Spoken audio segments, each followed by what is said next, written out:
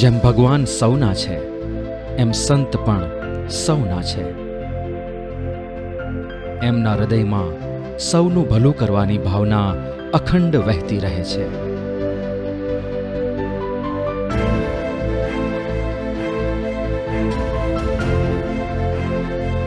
આવા સબહિતકારી સંત મહંત સ્વામી મહારાજની કરુણા વરસી સાબરકાંઠાના અંતરિયાળ ગામોમાં વસતા આદિવાસી ભાઈઓ અને બહેનો પર આ પરિવારોની એક સમસ્યા હતી લગ્ન સંસ્કારની.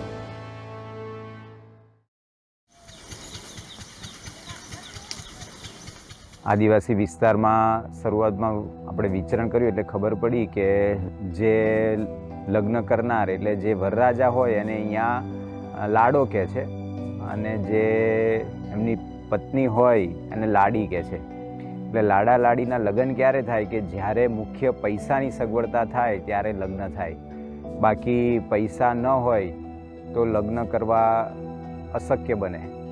આદિવાસી વિસ્તારની અંદર અમારે લગ્ન જ્યારે થવાના હોય તો પહેલી સગાઈ થાય એ વખતે સગાઈની શરૂઆત જ દારૂ અને માંસાહારથી થાય. એટલે કન્યા પક્ષના જે હોય તે વર પક્ષને ત્યાં જાય અને લગભગ એકાદ બોકડો અને દારૂ, દેશી દારૂ અને ઇંગ્લિશ દારૂ બધો મંગાવે અને પીએ અને પછી ગોળ ખવડાવે, પછી સગાઈ નક્કી થાય.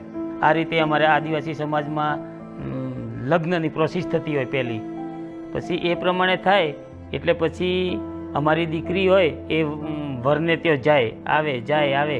આના લીધે 2-4 વર્ષ નીકળી જાય.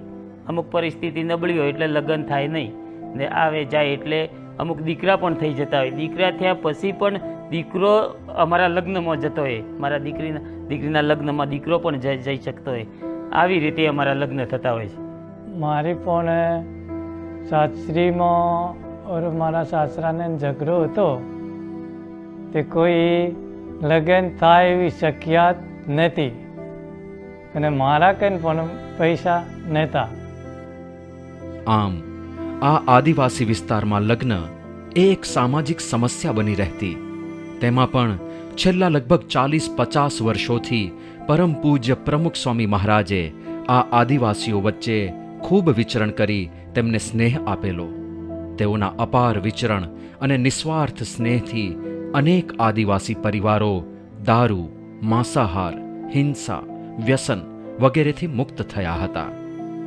તેઓ શ્રીની પ્રેરણાથી આ આદિવાસીઓના ભણતર ગણતર તેમજ સામાજિક ધોરણ ઊંચા આવ્યા હતા. પરિણામે આ આદિવાસી બંધુઓ સ્વાભાવિક રીતે જ એક આગવી પ્રતિભા ધરાવતા થયા હતા. કેટલાક ભલે ગરીબ હતા, મજૂરી કરતા હતા, પરંતુ સ્વામીશ્રીના સ્નેહથી તેમના સંસ્કારો ઊંચા હતા. આથી તેઓ દારૂ, માંસાહાર, વ્યસન વગેરેથી મુક્ત રહીને લગ્ન કરવા માંગતા હતા, પરંતુ તેમને આર્થિક અને સામાજિક બંધનો નડતા હતા. દરરોજ મજૂરી કરી અને સાંજે ખાવાનું પૂરું કરવાનું હોય ત્યાં આટલો મોટો ખર્ચ એ કરવો અઘરો હોય છે. અને બીજી વાત એ હતી કે જે સત્સંગી છે એમને કેવી રીતે લગ્ન કરવા એમ, કારણ કે આ બધા આવા કુરિવાજો નડે અને ગામના અને એમના કાકા, કદાચ એમના મમ્મી પપ્પા માને પણ કાકા અને ગામના માને નહીં અને એમને ફરજિયાત દારૂ માંસાહાર આપવો પડે. એ વખતે બહુ જ મોટો પ્રશ્ન થાય કે સત્સંગી તરીકે અમારે શું કરવું. મારે પણ પ્રશ્ન એ હતો કે એમ હતું કે હું લગ્ન તો કરું પણ આ વ્યસન વ્યસનમાં કેવી રીતે લગ્ન કરવું એમ કે જઈએ એટલે પેલા લગ્નનો ખર્ચો થાય એના 50% તો વ્યસન વ્યસનમાં ખર્ચો વધારે થવો એવું પરિસ્થિતિ હતી. એવા કેટલાય આદિવાસી પરિવારો હતા જેઓ આ સમસ્યાથી મૂંઝાતા હતા. તેમના ઉચ્ચ સંસ્કારોને કારણે તેમને દારૂ, માંસ, જીવહિંસા વગેરે કરીને લગ્ન નહોતા કરવા. વળી એવા કુરિવાજોમાં માનતા કેટલાક સગાવાલાઓને સમજાવવા એ પણ સમસ્યા હતી. તેઓ ન માને તો લગ્ન કેવી રીતે કરવા? પરંતુ એવા સમયે આદિવાસીઓના સ્નેહમૂર્તિ પરમ પૂજ્ય મહંત સ્વામી મહારાજ અને તેમની પ્રેરણાથી BAPS સ્વામિનારાયણ સંસ્થાએ નિસ્વાર્થ સેવાનું એક મહત્વનું પગલું ભર્યું. એ મહત્વનું સોપાન એટલે એક અવિસ્મરણીય આદિવાસી સમૂહ લગ્નોત્સવ. મહંત સ્વામી મહારાજે પણ આદિવાસી વિસ્તારમાં ખૂબ વિચરણ કર્યું છે. છેક પોશીના ક્ષેત્રના પોશીનાથી આગળ પાલિયાબિયા ગામમાં વાલાભાઈના ગામમાં કેટલાય કિલોમીટર ચાલીને સ્વામી ડુંગર ઉપર એમના ઘરે પધરામણી કરી છે. એના કારણે ત્યાંના આદિવાસી લોકો સ્વામીને ઓળખે અને સ્વામી બધા આદિવાસી ભાઈઓને ઓળખે.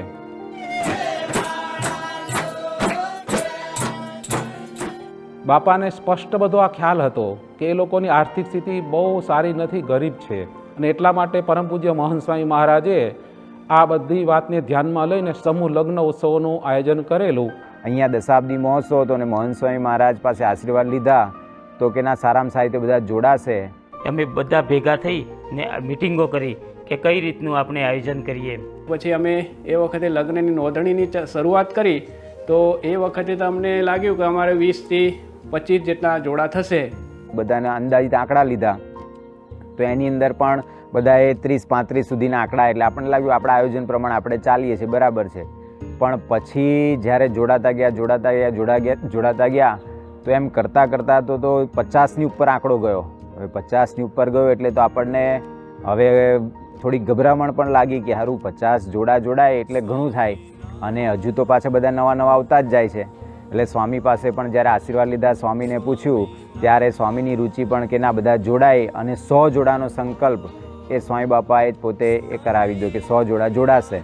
હવે 100 જોડા જોડાય એ તો આશ્ચર્ય જ હતું. અને જે લગ્નની વિધિ થાય એમાં હગાવાલા આવે એ બધાને દારૂ નહીં પાવાનો, એમાં માંસ નહીં ખવડાવવાનું, એ નિયમમાં રહીને એને લગ્નમાં જોડાવાનું છે. અમને તો પોતાને અનુભવ, અમે તો આ આદિવાસી વિસ્તારની અંદર ઘણા વર્ષોથી વિસ્તરણ કરીએ છીએ, પણ શક્ય ના બને. પણ એ વાત શક્ય બની એનું કારણ તો મહંત સ્વામી મહારાજના રૂડા આશીર્વાદ જ કહેવાય. જે કાર્ય કહેવાય છે કે 25 જોડા જે કરવાની અંદર સમય લાગ્યો તો એનાથી ઓછા સમયની અંદર બાપાના આશીર્વાદથી 100 જોડા બધા તૈયાર થઈ ગયા. લગ્ન વખતે કોઈ પણ કૂકરા, મરઘા કે પાડા, બકરાની હિંસા ના થાય એ રીતે હતી. પછી બાપાની કૃપાથી, બાપાના આશીર્વાદથી બધા અમે આયોજકો બધા હતા એની અંદર બધા મંડી પડ્યા. એ 100 જોડાનું આયોજન કરવાનું હવે એ તો કપરું કામ હતું, કારણ કે એક જોડા પાછળ કેટલો મોટો ખર્ચો. જ્યારે કાર્યક્રમ ઘડાતો હતો ત્યારે આખું લિસ્ટ બાપાએ શાંતિથી અને પ્રેમથી જોયેલું, અને પછી બધું જોયું કે આ બધો ખર્ચો કેટલો થશે. તો પછી પૂછપરછ કરીને બધી તપાસ કરી, પછી ગોંડલ બાપાએ ફોન કરાવડાવ્યો, અને બાપાએ પૂજ્ય દિવ્ય પુરુષ સ્વામીને આજ્ઞા કરી કે આપણે ત્યાં આગળ સાપરમાં આપણા હરિભક્તો છે જે તિજોરી બનાવે છે ને એની ફેક્ટરી છે, તો તમે એમને ઓર્ડર આપો અને એ સેવા ગોંડલથી ખાતેથી કરવાની. એટલે બાપાએ બધું નાનું ધ્યાન રાખી, સેવામાં પણ જોડે સંતોને પણ માર્ગદર્શન આપ્યું કે આમાં બધું આટલું ધ્યાન રાખજો. સંતોના આખા સમૂહ લગ્નમાં જોડ્યા અને કેવી રીતે કરવું, શું કરવું, એ બધી જ બાપાએ ખૂબ ચિંતા કરી. આજ મારો ઝાલો સ્વામી. ડિસેમ્બરની 19 તારીખે મહંત સ્વામી મહારાજ એ વખતે સુરતમાં બિરાજમાન હતા, ત્યાં બોલાવ્યા. અને ત્યાં આગળ અનુવૃત્તિ પર્વની મિટિંગોને આ બધું ચાલવાનું હતું, એટલે કોઈ વિશેષ કાર્યક્રમ રાખેલો નહોતો. એટલે બાપાને વાત કરી કે બાપા આ જો આપણે હિંમતનગરનો આદિવાસી સમૂહ લગ્નનો કાર્યક્રમ ગોઠવવાનો થાય તો આપણે બધું સ્પેશિયલ કરવું પડે. ત્યારે એમ કે જાહેર કોઈ પ્રોગ્રામ છે નહીં. એટલે બાપાએ ત્યાં આગળ પણ પરમિશન આપી કે ના આપણે કે બહાર આવીશું. કે સ્વામીએ જ્યારે વાત કરી અમને કોઠારી સ્વામીએ કે આપણે બધા લાડા લાડીને દર્શન કરવા માટે લઈ જવાના છે, તો ખૂબ જ આશ્ચર્યની વાત લાગી. કારણ કે અમારા માટે તો બાપાના દર્શન એ સુરતની અંદર, જેને અમદાવાદ કે હિંમતનગર નથી જોયું, એમના માટે સુરત એટલે બહુ જ મોટી વાત હતી એમ. કારણ કે શક્ય જ નહોતું, સુરત જોયું જ ના હોય, એમના અમારા વડવાઓએ એમ જોયું નથી. 100 જોડકામાં અમારે મંગલપુર સ્વામીએ એમ કીધું કે આમાંથી દરિયો કોણે જોઈ લો એમ. તો એમાંથી લગભગ 4 વ્યક્તિ કે 5 વ્યક્તિ હતા કે ખાલી અમે આંગળી ઊંચી કરી કે અમે દરિયો જોઈ લો એમ. બાકીના બધા દરિયો શું એ કોઈ નથી ખબર. અમુક લોકો તો અમદાવાદ નહોતું જોયું એવા વ્યક્તિઓ હતા. એવા વ્યક્તિઓ હતા, અને એ છે કે આ સુરતનું નામ સાંભળ્યું તો એ લોકો તો ઓલું થઈ ગયું કે સુરત તમે ગયા એમ.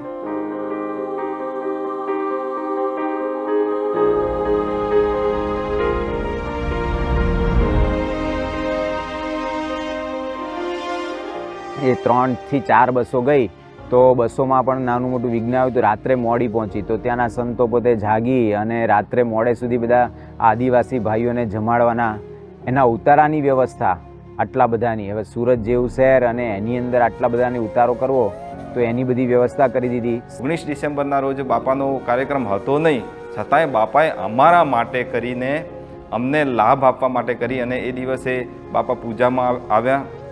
અને પૂજામાં આવે એ પહેલાં અમારા બધા જ વરરાજાઓનો સમૂહ ફોટોનું સેશન હતું, તો ત્યાં આગળ જવાનું થયું. બધા ગોઠવાયા હતા અને બધાને જે આપણે જાણીએ છીએ કોરોનાનું જો બધું વાતાવરણ ચાલતું હતું એમાં બધા બાપાને તો આટલી મોટી ઉંમર એટલે થોડીક વાયરસ લાગી જાય એટલે બધાને માસ્ક પહેરાયેલા. તો બાપાએ એ પણ ચિંતા કરી કે માસ્કમાં ફોટો સારો આવશે નહીં, એટલે બધાએ બાપાએ પોતાના સ્વાસ્થ્યની ચિંતા ના કરી અને અમારી ચિંતા કરી અને બધા જોડે માસ્ક કઢાવી અને પછી બાપાએ ફોટો પાડ્યો અને નજીકથી એટલા ખૂબ સરસથી દર્શન આપ્યા.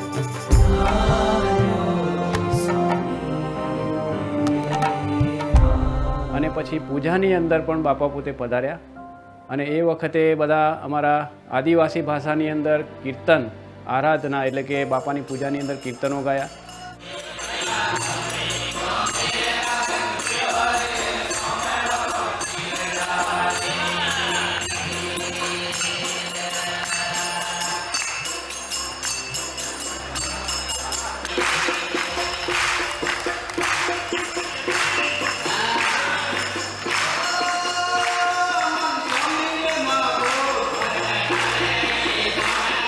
અમારી ભાષામાં જ અમે કીર્તનો ગાયા, બાળકોએ મુખપાઠ રજૂ કર્યા.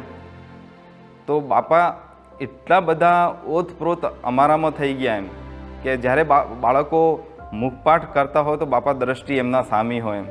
અમારા કેટલા મોટા ભાગ્ય છે કે બાપા અમારી સામે દ્રષ્ટિ કરી અને અમારી સામે જોઈ રહે એમ. આવો દિવ્ય લાભ એ તો કોઈ માની ના શકે એવો લાભ ત્યાં સ્વામીએ આપ્યો. જ્યારે પૂજા પૂર્ણ થઈ ત્યારે અમુક વસ્તુ પ્રસાદીની કરાવવાની હતી. તો આમ તો પુષ્પ છાંટી દે તો બધી વસ્તુ પ્રસાદીની થઈ જાય, પરંતુ મહંત સ્વામી મહારાજને એટલો બધો ઉત્સાહ હતો કે એ બધી ચાંદીના કંદોરા આદિ બધું હતું એના ઉપર સ્વામી બંને હાથ મૂકીને પ્રસાદીની વસ્તુઓ કરતા હતા. આદિવાસી સમાજમાં આમ ફેંટો બાંધ્યો હોય ને તો ઉપર એક આમ છોગું મૂકવાનું હોય અને એ લોકોની ટ્રેડિશન પ્રમાણે અંદર લાઇટ થાય ને જબકારા થાય ને બધું ગોઠવેલું. હવે બાપાએ બધું પ્રસાદીનું કર્યું તો બાપાએ એ જોયું એટલે આમ મોર પીછા જેવું લાગે અને બાપાએ જોયું અને પછી સંતોષ બધા બાપામાં લાઇટ થાય ને આમ થાય. તો બાપાએ બધાને કીધું કે બધાએ પહેરેલા જ હતા, ત્યાં આગળ જેટલા બધા વરરાજાઓ 100 જેટલા બેઠા હતા તો બધાએ પહેરેલા હતા. તો બાપા કે બધા લાઇટ ચાલુ કરો, પછી લાઇટ ચાલુ કરાવડાવીને આ એટલે નાની વાતમાં પણ બાપાએ ખૂબ રસ લીધો. સાથે સાથે બહેનોના મંગળસૂત્ર, તો એવું મંગળસૂત્રને પણ સ્વામી પ્રસાદીનું કર્યું, ઊંચું કરી અને બધાને સ્મૃતિ આપી.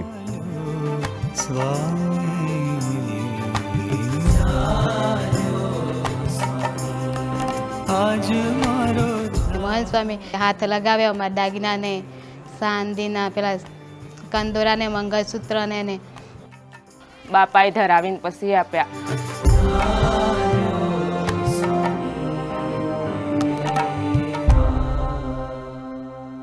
અને હવે બાપા અધૂરામાં તો પૂરું, જ્યારે પૂજા કરીને બાપા વિદાય લેતા હતા ત્યારે આ સંતોના મનમાં હશે અને આ વરરાજાના મનમાં હશે કે બાપા આગળ મુજરા કરવા. આખો કોઈ કાર્યક્રમ હતો નહીં, પરંતુ બધા સ્ટેજ ઉપર આવી ગયા અને બાપાની એકદમ નજીક આવ્યા. કાચ હતો વચ્ચે પણ એકદમ નજીક આવી ગયા અને ત્યાં બધા નાચવા લાગ્યા.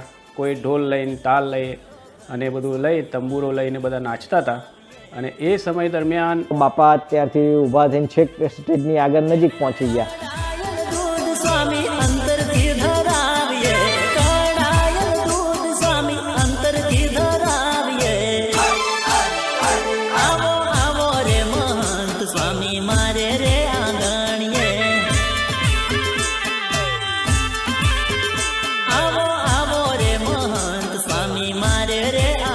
પૂજા દર્શન પછી બાપા 91 વર્ષની ઉંમરે લગભગ ઘણા સમય સુધી ઊભા રહ્યા અને 100 વરરાજાઓ ત્યાંથી પસાર થયા ત્યાં સુધી બાપાએ એટલો સરસ લાભ આપ્યો નજીકથી અને એટલા બધા વરરાજા આનંદિત થયા. અને એ પોતે પણ કહેતા હતા કે અમારી જિંદગીમાં અમને આવો અનુભવ છે ને ક્યારે થયો નથી. અને બાપાને 1-2 વખત કીધું કે બાપા આપણે જઈએ, પણ બાપા જ્યાં સુધી મુજરા એમના પૂરા ન થયા ત્યાં સુધી ખૂબ જ પ્રેમથી એમની જે રીતભાત હતી, એમની જે પ્રણાલી હતી એમાં પોતે ભળી ગયા.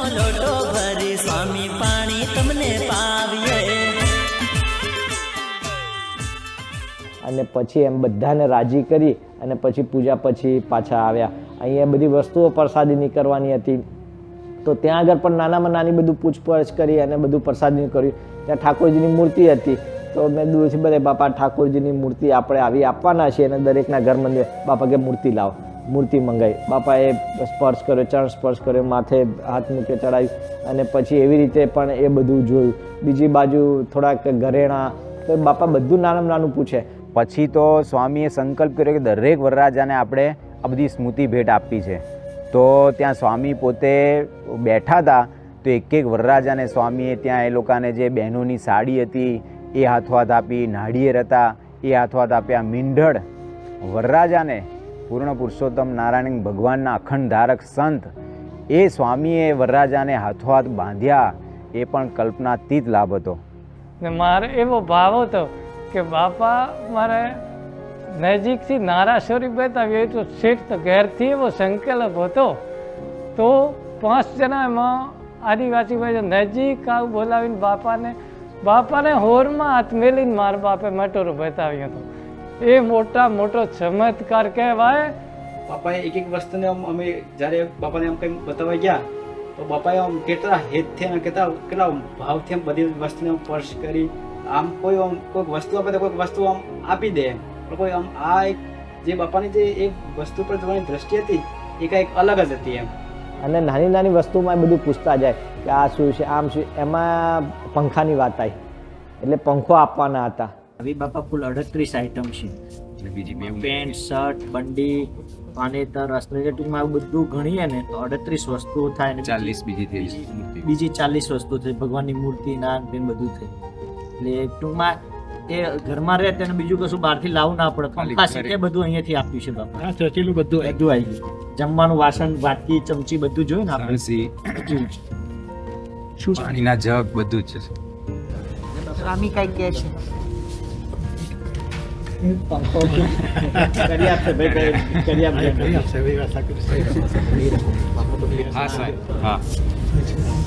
હા, ઘર એવા થઈ જાય એવું કરજો પાછો.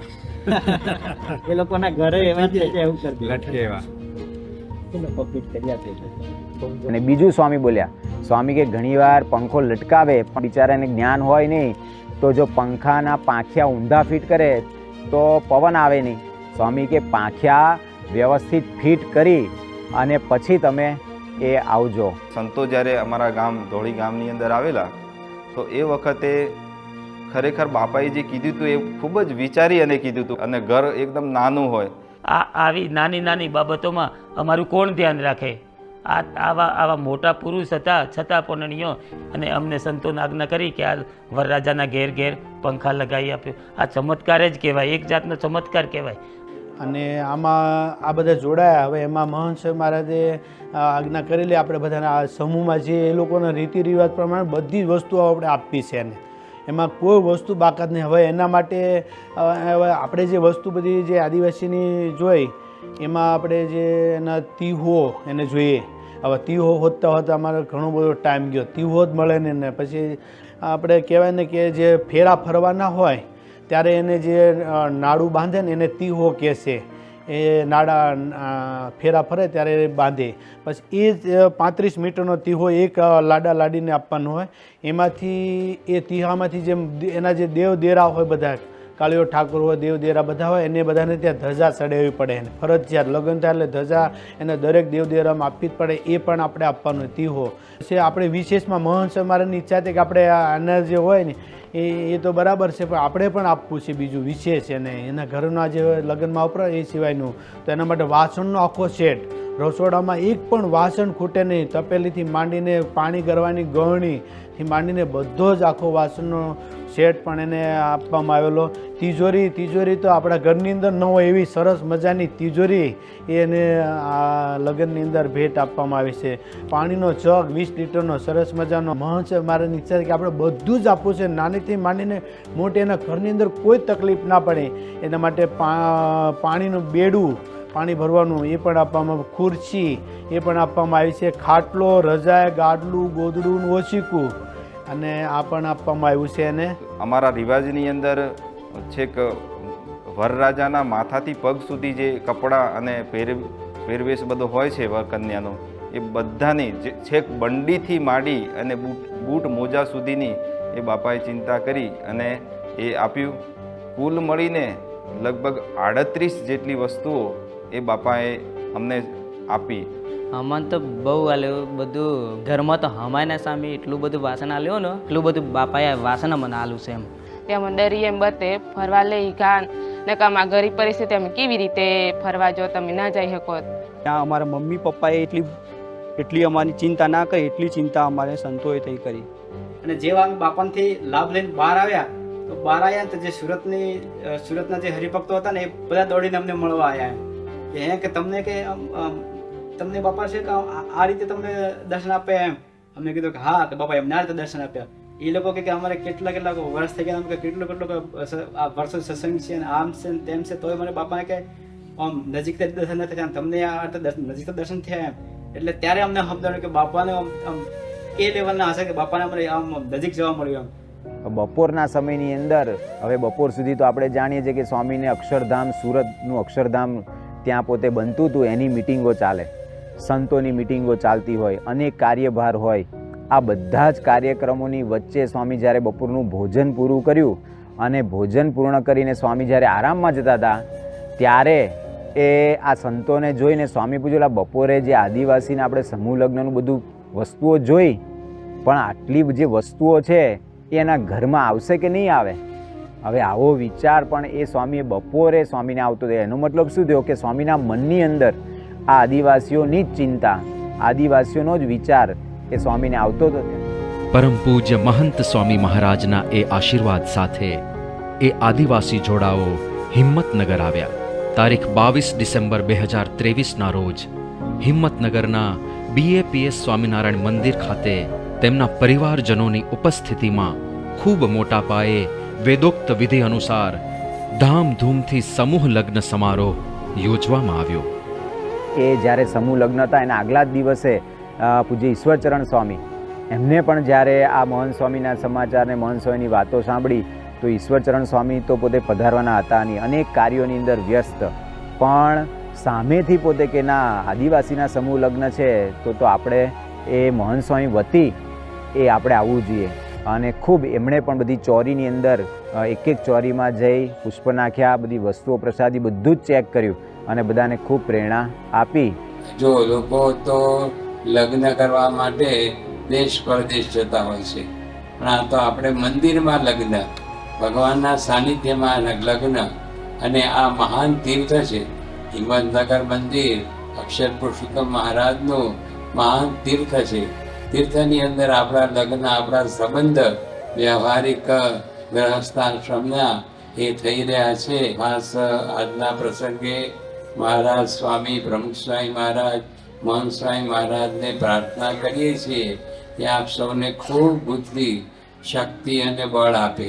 પરમ પૂજ્ય મહંત સ્વામી મહારાજ અને પરમ પૂજ્ય ઈશ્વરચરણ સ્વામીના આશીર્વાદ સાથે સનાતન ધર્મની વૈદિક પરંપરા મુજબ આ આદિવાસી યુગલોના લગ્ન પુરોહિતોએ વિધિવત કરાવ્યા. પૂજ્ય શ્રુતિ પ્રકાશદાસ સ્વામીના માર્ગદર્શન હેઠળ વિદ્વાનોએ વૈદિક મંત્રોચ્ચાર સાથે લગ્નની પ્રત્યેક વિધિ સનાતન શાસ્ત્રીય પરંપરા મુજબ કરાવી. ઓમ યજ્ઞોપવીતમ પરમં પવિત્રમ પ્રજાપતે યત્સહજં પુરસ્તા દેવગણમરામે ઓમ તથાસ્તુ ઇતિ પ્રતિવચન. આ લગ્ન કરાવ્યું એને તો હું ખુદ એમ થઈ ગયું કે 3 કલાક અમે ચોરીમાં બેઠા અને એક આમ શાસ્ત્રનો અનુસાર અમારું લગ્ન થયું.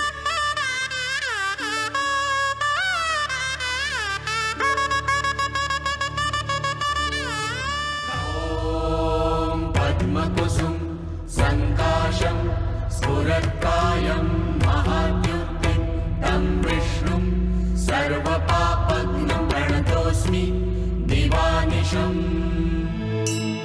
પૈસા ના એટલે આ પરિસ્થિતિ થોડી અમને અઘરી પડતી હોય. અમારા લગ્નમાં તો કેવું હોય, હવે જાન લઈને આવે એટલે અહીંયા જમણવારો ના આવે, એ લોકો ખર્ચો કરીને આવે, રોટલા બનાવીને આવે, કોઈ તો બુંદી લઈને આવતા હોય તો પછી એ સામેના ગામવાળાને આપી ને જાનૈયાને જમવા ના મળે. આમાં તો પહેલાં સામેના ગામવાળા હોય એ લોકો જમી જતા હોય છે. એટલે આ પ્રમાણે ખર્ચાને લીધે પણ અમને થોડી અગવડ પડતી હોય. તો એવી રીતે હતું, છતાંય પણ અહીંયા BAPS સ્વામિનારાયણ મંદિરે હિંમતનગર આયોજન કર્યું. એ લોકોનું જમવાનું પણ સારામાં સારું મળે એ માટે ભંડારી સ્વામીએ પણ ખૂબ સારી મહેનત કરી અને સારામાં સારું મેનુ એ લોકોને મળી રહે. અને સંખ્યાની અંદર પણ આપણને શરૂઆતમાં હતું કે ભાઈ 100 જોડા છે એટલે 50 આવે એટલે મેક્સિમમ 10,000 માણસો થાય. પણ કહે કે બાપાનું આકર્ષણ અને સૌ પ્રથમવાર આપણી કલ્પના ના આવે અને સીધા જ 20,000 માણસો એ દિવસે એ બધેથી ઉમટ્યા અને આ સમૂહ લગ્નોત્સવ જોવા માટે કે આવા સમૂહ લગ્નોત્સવ કઈ રીતે થાય છે. સંતો દ્વારા આવો સરસ ભવ્ય અને દિવ્ય અને આદિવાસી અને 100 જોડા એનો આવી રીતે લગ્નોત્સવ થયો. આ નવ દંપતીઓનો પ્રસંગ ધન્ય બન્યો વિરલ ગુરુ મહંત સ્વામી મહારાજના અપાર વાત્સલ્ય અને આશીર્વાદથી. આ જોઈ અને ઘણા બધાએ વ્યસન છોડી દીધા, સભામાં આવતા થયા. અમારા જ ગામનો ધોળીનો એક પ્રસંગ છે કે જે એને મારા ઘરની પાછળ જ દારૂનો મોટો અડ્ડો અને ત્યાં દેશી દારૂ ગાળે. અને જ્યારે સંતોએ આ પ્રમાણે પંખા લગાવવા માટે ત્યાં પધરામણી માટે ત્યાં આવ્યા ને જોયું તો ત્યાં અક્ષર પુરુષોત્તમ મહારાજની મૂર્તિ પધરાઈ. જે દારૂ ગાળવાનું બધું હતું એ બધું કાઢી નાખ્યું એને. બીજા એક કે એમને દારૂનું વ્યસન હતું અને ઘરની પરિસ્થિતિ બહુ જ ખરાબ. પણ જ્યારે આપણો સત્સંગ, આપણું આ સમૂહ લગ્ન, આપણા સંતો એમને જોઈ અને એમને નક્કી કર્યું કે હવે પછી મારે દારૂ પીવો નથી. તો એમને દારૂ બંધ કર્યો, પૂજા કરતા થયા, સભામાં પણ આવે છે અને અમારે ત્યાં ધોળી ગામમાં મંદિર થાય છે તો ત્યાં સેવામાં પણ એ સતત હાજર રહે છે અને ખૂબ સારી સેવા કરે છે. તો એ દહેજ પ્રથા પણ એ લોકોની બંધ થઈ અને સારી રીતે લગ્ન થઈ શકે એવો સક્કો આખા આદિવાસી વિસ્તારમાં પરમ પૂજ્ય મહંત સ્વામી મહારાજે બેસાડી દીધો. અમને કોણ સ્વીકારે આદિવાસીઓને, છતાં પણ આવા પુરુષ અમારી એક નાની નાની ઝીણવટથી પણ ધ્યાન રાખી અને અમને કહેતા. આમ બ્રહ્મ સ્વરૂપ પ્રમુખ સ્વામી મહારાજે આદિવાસી બંધુઓના ઉત્કર્ષ માટે કરેલા અપાર પુરુષાર્થને પ્રગટ બ્રહ્મ સ્વરૂપ મહંત સ્વામી મહારાજે વધુ આગળ ધપાવીને નિસ્વાર્થ લોકસેવાના ઇતિહાસનું એક વધુ સુવર્ણ પૃષ્ઠ ઉમેર્યું છે. BAPS સ્વામિનારાયણ સંસ્થા તેઓની છત્રછાયા હેઠળ પરબ્રહ્મ ભગવાન સ્વામિનારાયણના પવિત્ર સિદ્ધાંતો અનુસાર આવી લોક સેવાઓ કરીને સનાતન ધર્મની ગંગા દેશ વિદેશમાં વહાવી રહી છે. આ આદિવાસી પરિવારો તેમાં સ્નાન કરીને ધન્ય થયા છે. એ મોટો ચમત્કાર કહેવાય. અમે બાપા એવો શિકાર્યા. કેટલો સારો ભાગ્યશાળી કહેવાતી સમૂહ લગ્નમાં થા. અમારે સ્વામી બાપે એમાં જે જોતું બધું આપું. અમારા મા બાપે નથી ચિંતા કરી, એટલે બાપાએ અમારી ચિંતા કરી. અને વિશેષ અમને આ બધો લાભ આપ્યો તો બાપાનો ખૂબ ખૂબ આભાર અમે વ્યક્ત કરીએ છીએ.